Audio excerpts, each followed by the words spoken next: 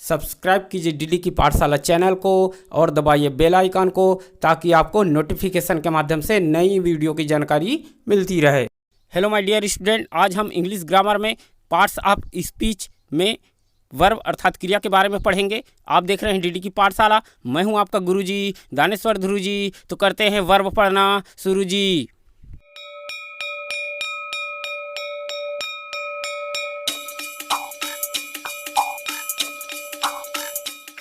चलो आ जाओ भाई, वर्ब अर्थात क्रिया को पढ़ना प्रारंभ करते हैं। क्रिया किसे कहोगे? कोई भी खेल रहा है, कूद रहा है, गाना गा रहा है, तो ये सब क्या है? काम है अर्थात क्रिया है। तो इसी के बारे में पढ़ेंगे। तो सबसे पहले इसकी परिभाषा के बारे में जान लेते हैं। ए verb is a word which denotes an action, state और पोजेशन। अर्थात वर्ब एक ऐसा वर्ड है जिससे किसी कार्य के होने अर्थात कोई भी कार्य हो रहा है वो पता चलेगा, है ना। अधिकार या अवस्था का बोध होता है। इसे और स्पष्ट रूप से समझने के लिए हम निम्नलिखित वाक्यों में वर्ब्स के प्रयोग पर गौर करेंगे, है ना। तो देखो, पहला नंबर का पॉइंट बताता हूँ। Verbs denoting actions, action means कार्य, है ना। तो कार्यकलाप बोधक क्रियाएं। तो सेंटेंस के माध्यम से समझने का प्रयास करते हैं। द हॉर्स रन्स, घोड़ा दौड़ता है। तो यहाँ पर प्रश्न करो कि घोड़ा क्या कर रहा है ना। तो क्या कर रहा है? दौड़ता है घोड़ा, रन्स कर रहा है ना। तो यहाँ पर ये क्या हुआ? एक्शन वर्ब हुआ। वैसे ही द अर्थ मूव्स, पृथ्वी चलती है या पृथ्वी घूमती है। पृथ्वी क्या कर रही है? मूव्स कर रही है, घूम रही है या चलती है। तो मूव्स ये क्या है? आपका एक्शन वर्ब है। पृथ्वी क्या कर रहा है? एक्शन कर रहा है। वैसे ही आई रीड इंग्लिश, मैं अंग्रेजी पढ़ता हूँ। तो आई अर्थात ये करता है ना। तो वो क्या कर रहा है? रीड अर्थात पढ़ रहा है।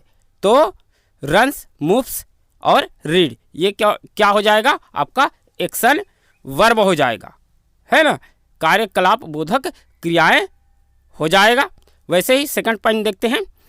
वर्ब्स डिनोटिंग पोजेशन और रिलेशन, अर्थात अधिकार या संबंध बोधक क्रियाएं जिसे अधिकार या रिलेशन, संबंध का या अधिकार का बोध होगा, वह क्रिया के बारे में जानेंगे। सेंटेंस देखते हैं और अच्छे से समझ में आ जाएगा। आई हैव ए कंप्यूटर, मेरे पास एक संगणक है। संगणक मीन्स कंप्यूटर, है ना, हिंदी में संगणक बोलते हैं। तो आई हैव ए कंप्यूटर, मेरे पास एक संगणक है। तो देखो यहाँ पर कंप्यूटर तो हो गया आपका ऑब्जेक्ट, और आई क्या कर रहा है उसके पास है। तो अधिकार का भाव यहाँ पर व्यक्त हो रहा है। तो हैव क्या हुआ? आपका वर्ब हुआ, क्रिया हुआ। वैसे ही किंग्स दशरथ हैड 3 क्वींस, राजा दशरथ की 3 रानियां थी। तो दशरथ की कितनी रानियां थी? 3, है ना। तो हैड जो है किंग और क्वीन दोनों में संबंध स्थापित कर रहा है, अधिकार का भाव व्यक्त कर रहा है। तो ये क्या हो जाएगा? आपका अधिकार या संबंध बोधक क्रियाएं। तीसरा पॉइंट देखते हैं। वर्ब्स डिनोटिंग स्टेट और कंडीशन, अर्थात अवस्था या दशा बोधक क्रियाएं। तो इसमें जो है स्टेट अवस्था का या कंडीशन कौन सी दशा में है या कौन से समय में है, इसका हमें पता चलेगा। जैसे आई एम रेडी, मैं तैयार हूँ, है ना। वह तैयार हो गया है, ये पता चल रहा है। आई एम रेडी, मैं तैयार हूँ, मतलब मैं जो है तैयार हो गया हूँ, ये पता चल रहा है। तो एम यहाँ पर आपका क्या होगा? स्टेट या कंडीशन बोधक क्रियाएं है। वैसे ही सेकंड सेंटेंस देखते हैं। He was absent, he was absent, वह अनुपस्थित था। तो इससे जो है अवस्था का बोध हो रहा है, स्टेट का पता चल रहा है। था, वास, तो वास क्या हुआ? यहाँ पर हमारा वर्ब हुआ। तो इस तरह से ये क्या है? वर्ब्स के उदाहरण है। अब जानते हैं काइंड्स ऑफ वर्ब, क्रिया के प्रकार। तो वाक्य में प्रयोग के आधार पर वर्ब्स 2 प्रकार के होते हैं, मैन वर्ब और ऑक्सिलरी वर्ब, अर्थात मुख्य क्रिया और सहायक क्रिया। मैन वर्ब को प्रिंसिपल, ऑर्डिनरी या फुल वर्ब भी कहते हैं, और ऑक्सिलरी वर्ब को हेल्पिंग वर्ब भी कहते हैं। तो सबसे पहले हम लोग मेन वर्ब के बारे में जान लेते हैं। उसके पश्चात हम लोग ऑक्सिलरी वर्ब अर्थात सहायक क्रिया के बारे में विस्तार पूर्वक इस वीडियो लेक्चर में पढ़ेंगे।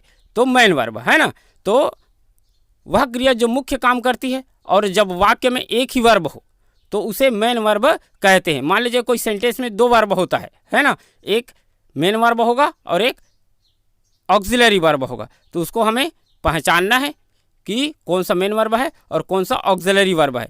अगर कोई भी सेंटेंस में एक ही वर्ब आया है तो वो क्या होगा, मेन वर्ब होगा। क्या होगा, मेन वर्ब होगा। ऐसे वर्ब का अर्थ अपने आप में पूर्ण होता है, अपने आप में क्या रहेगा, पूर्ण होगा। तो the verb that performs the main function and when there is only one verb in a sentence it is called main verb. The meaning of such a verb is complete in itself, है ना। तो ऐसे verb का अर्थ अपने आप में पूर्ण होता है। तो वही जानना है। तो एग्जाम्पल देखते हैं। Ram reads a book, Ram किताब पढ़ता है। राम क्या करता है, पढ़ता है। तो रीड्स क्या हो जाएगा, मेन वर्ब हो जाएगा। और कोई वर्ब तो दिखाई नहीं दे रहा है इस सेंटेंस में, तो एक ही हुआ है प्रयोग वर्ब का, तो ये हो जाएगा आपका मेन वर्ब। वैसे ही और सेंटेंस देखते हैं। ही इज गोइंग, वो जा रहा है। अब देखो ही इज आया है और गोइंग, ये दो वर्ब है यहाँ पर। तो पूर्व में आया है इज और लेटर बाद में आया है गोइंग, तो यहाँ पर जाने की क्रिया हो रही है, तो ये आपका मेन वर्ब होगा। और उससे पूर्व आया है मेन वर्ब के पहले इज, ये आपका होगा ऑक्सिलरी वर्ब या हेल्पिंग वर्ब। तो इस तरह से ये क्या हो गया आपका मेन वर्ब। और मेन वर्ब के कुछ और क्या है टाइप्स है, उसके बारे में जानते हैं। वर्ब्स ट्रांजिटिव एंड इनट्रांजिटिव, अर्थात क्रियाएं सकर्मक और अकर्मक। अब देखो ट्रांजिटिव सकर्मक, ऐसे वर्ब जिसका कोई क्या हो, ऑब्जेक्ट हो, कर्म हो, उसे हम लोग सकर्मक कहेंगे। और अकर्मक ऐसा वर्ब अर्थात क्रिया जिसका कोई कर्म नहीं होता, वो अकर्मक क्रिया कहलाएगा। तो मेन वर्ब को दो भागों में बांटा गया है, ट्रांजिटिव वर्ब और क्या, इनट्रांजिटिव वर्ब। तो ट्रांजिटिव वर्ब के बारे में जानते हैं। The verb used with an object is called a transitive verb, अर्थात जिस वर्ब के बाद ऑब्जेक्ट का प्रयोग हुआ हो उसे, अर्थात उस वर्ब को हम लोग क्या कहेंगे, ट्रांजिटिव वर्ब कहते हैं, है ना। तो जिस सेंटेंस में वर्ब के साथ क्या आया हो, ऑब्जेक्ट का प्रयोग हुआ हो, तब उसे हम क्या कहेंगे, ट्रांजिटिव वर्ब कहेंगे। जैसे देखो Sita sings a song, Sita sings a song. एक और सेंटेंस लेते हैं। They are reading a book, वे पुस्तक पढ़ रहे हैं। और ऊपर पहला सेंटेंस क्या लिए, Sita sings a song, Sita गाना गाती है। तो ये दो सेंटेंस लिए। तो देखो सीता क्या गाती है, गाना गाती है ना। और वे क्या पढ़ रहे हैं, बुक पढ़ रहे हैं। तो दो आया, है ना। तो ऊपर के वाक्यों की क्रिया में क्या अर्थात वाट लगाएं तो क्या गाती है, तो गाना, है ना। और क्या पढ़ रहा है, तो उत्तर क्या आया, पुस्तक। तो वर्ब के साथ वाट लगाने पर जो उत्तर आता है उसे वर्ब का ऑब्जेक्ट कहते हैं। इन वाक्यों में सॉन्ग, बुक क्या है, कर्म है और ऑब्जेक्ट है, तथा सिंग्स व रीडिंग वर्ब है, क्रिया है। जिस वर्ब का ऑब्जेक्ट होता है उसे ट्रांजिटिव वर्ब कहते हैं। तो ये क्या हुआ आपका ट्रांजिटिव वर्ब। अब देखते हैं इनट्रांजिटिव वर्ब किसे कहते हैं, है ना, अर्थात अकर्मक क्रिया जिसमें कर्म नहीं होता। The verb used without an object is called an intransitive verb. जिस वर्ब के बाद ऑब्जेक्ट का प्रयोग नहीं हो उस वर्ब को इनट्रांजिटिव वर्ब कहते हैं। जिस वर्ब का ऑब्जेक्ट नहीं होता, ध्यान रखना है ना। तो ऐसे क्रियाएं बिना ऑब्जेक्ट के अपना पूर्ण अर्थ निकाल लेती है। तो पूर्ण अर्थ निकलता है ऐसे सेंटेंस का, है ना। तो एग्जाम्पल देखते हैं। ही वॉज गोइंग, वो जा रहा था। ही वॉज गोइंग, वो जा रहा था। कहाँ जा रहा था ये पता नहीं चल रहा है, लेकिन गोइंग ये आपका क्या हो जाएगा, इनट्रांजिटिव वर्ब होगा। क्या होगा, इनट्रांजिटिव वर्ब होगा। वी लाफ, हम हंसते हैं, हम हंसते हैं, वी लाफ। तो उपयुक्त वाक्य में कोई ऑब्जेक्ट नहीं है, अतः प्रयोग में आए वर्ब्स गोइंग और लाफ इनट्रांजिटिव वर्ब है। तो इस तरह से है। आगे जानते हैं ट्रांजिटिव वर्ब के दो प्रकार के ऑब्जेक्ट होते हैं। ट्रांजिटिव वर्ब अर्थात सकर्मक क्रिया जिसमें ऑब्जेक्ट होता है, तो कितने प्रकार के ऑब्जेक्ट उसमें होता है? 2 प्रकार के। पहला डायरेक्ट ऑब्जेक्ट और दूसरा इनडायरेक्ट ऑब्जेक्ट। तो जानते हैं डायरेक्ट ऑब्जेक्ट क्या है। तो डायरेक्ट ऑब्जेक्ट में वर्ब के पूर्व क्या, व्हाट प्रश्न करने पर उत्तर मिलता है तो वह वस्तु का नाम होता है ना। कोई भी हम प्रश्न पूछेंगे व्हाट वर्ब के पूर्व, है ना, तो क्या उत्तर मिलेगा? कोई वस्तु का नाम है, ऐसा उत्तर हमें मिलेगा। एग्जाम्पल देखते हैं। आई गेव अ बुक, मैंने एक किताब दी, है ना, मैंने एक किताब दी। तो किताब अ बुक, तो गेव दिया, क्या दिया, ऐसा प्रश्न करो, है ना, क्या दिया, तो उत्तर क्या आया? A book. अतः गेव ट्रांजिटिव वर्ब है और उसका ऑब्जेक्ट क्या है? बुक है। तो ये हो गया आपका डायरेक्ट ऑब्जेक्ट। अब जानते हैं इनडायरेक्ट ऑब्जेक्ट, अप्रत्यक्ष कर्म, है ना, जिनमें कोई व्यक्ति या प्राणी सूचक ऑब्जेक्ट होता है या कर्मकारक सर्वनाम होता है। व्यक्तिवाचक सर्वनाम जो कर्म कहे जाते हैं वो आएगा। जैसे देखो मी, अस, यू, हिम, हर, देम, ये सब आएगा। सेंटेंस देखते हैं। I told him a story, मैंने उसे एक कहानी सुनाई, है ना। तो इस वाक्य में देखो किसको प्रश्न करो, किसको सुनाई, है ना, तो हिम, उसको सुनाया। तो हिम क्या हो गया? इनडायरेक्ट ऑब्जेक्ट है, यहाँ पर क्या है? इनडायरेक्ट ऑब्जेक्ट है। और डायरेक्ट और इनडायरेक्ट को पहचानने का एक तरीका है। साधारणतः वाक्य के पहले इनडायरेक्ट ऑब्जेक्ट और उसके बाद डायरेक्ट ऑब्जेक्ट का प्रयोग होता है। यदि इनडायरेक्ट ऑब्जेक्ट को डायरेक्ट ऑब्जेक्ट के बाद रखा जाता है तो इनडायरेक्ट ऑब्जेक्ट के पहले टू या फॉर प्रीपोजिशन का प्रयोग होता है। जैसे देखते हैं, है ना, he gave me N orange, उसने मुझे एक संतरा दिया। ये हो गया एक सेंटेंस। लेते हैं दूसरा सेंटेंस, लेते हैं he gave an orange to me. अब इस सेकंड वाले सेंटेंस को ध्यान से देखो, टू मी लिखा है, तो टू क्या हो गया आपका? प्रीपोजिशन है ना। तो और मी आपका क्या हो जाएगा? इनडायरेक्ट ऑब्जेक्ट होगा। अभी तक ये जितना भी पढ़े वो मेन वर्ब के भाग है। अब जानते हैं हम लोग ऑक्सिलरी वर्ब या हेल्पिंग वर्ब अर्थात सहायक क्रिया के बारे में। तो सहायक क्रिया किसे कहते हैं वह पहले जान लेते हैं। The verb which are used together with main verb to help them in the formation of tense, voice, etc are called auxiliary और हेल्पिंग वर्ब। अर्थात वह वर्ब जो मेन वर्ब को टेंस, वॉइस इत्यादि बनाने में सहायता करे ऑक्सिलरी वर्ब कहलाता है। ऐसे कौन कौन से वर्ड है जो हेल्पिंग वर्ब या ऑक्सिलरी वर्ब के अंतर्गत आता है वो जान लेते हैं। Am, is, are, was, were, do, does, did, have, has, had, ought, should, must, can, could, may, might, shall, will, would, need, dare and used to, ये सब क्या है? हेल्पिंग वर्ब है। तो mainly auxiliary verb do, be और have form में होता है। मुख्यतः जो है do, be and have form में होता है। क्या? ऑक्सिलरी वर्ब, सहायक क्रिया जो है। तो डू के बारे में पहले जान लेते हैं। इसमें वर्ड आ जाएगा डू, डज और डिड। और डू का अर्थ होता है करना, है ना।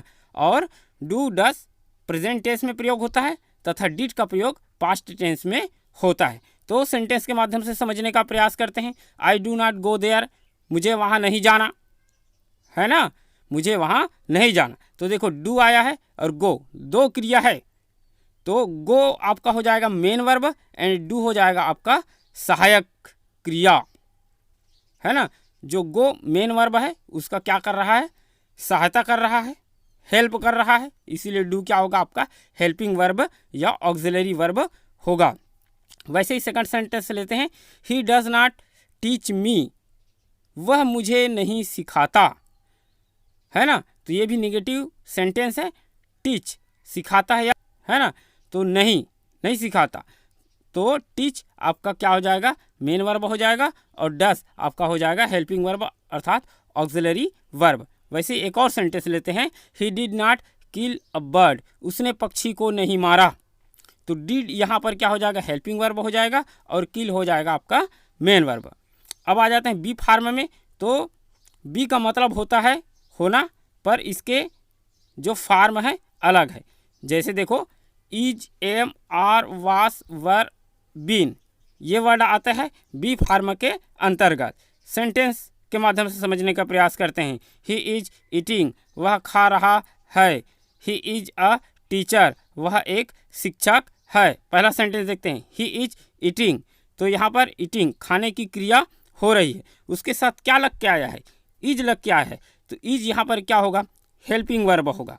वैसे ही सेकंड सेंटेंस में देखो, ही इज अ टीचर, इसमें और कोई वर्ब नहीं है, एक ही वर्ब दिखाई दे रहा है, इज, इसीलिए ये जो है इज यहाँ पर मेन वर्ब होगा और प्रथम सेंटेंस में ये इज जो है हेल्पिंग वर्ब होगा। तो इज का प्रयोग मेन वर्ब और ऑक्सिलरी वर्ब दोनों में प्रयोग किया जाता है। वैसे ही और सेंटेंस देखते हैं, आई एम रीडिंग, मैं पढ़ रहा हूँ, तो यहाँ पर रीडिंग एक क्या हुआ, क्रिया हुआ, वर्ब हुआ, और उसके साथ क्या लग के आया है, एम आया है। तो एम जो है आपका पूर्व में आया है मेन वर्ब के, अर्थात रीडिंग के पूर्व में आया है नहीं, तो ये आपका हेल्पिंग वर्ब हो जाएगा और रीडिंग जो है आपका मेन वर्ब है। वैसे ही दे आर राइटिंग, वे लिख रहे हैं, तो आर यहाँ पर हेल्पिंग वर्ब।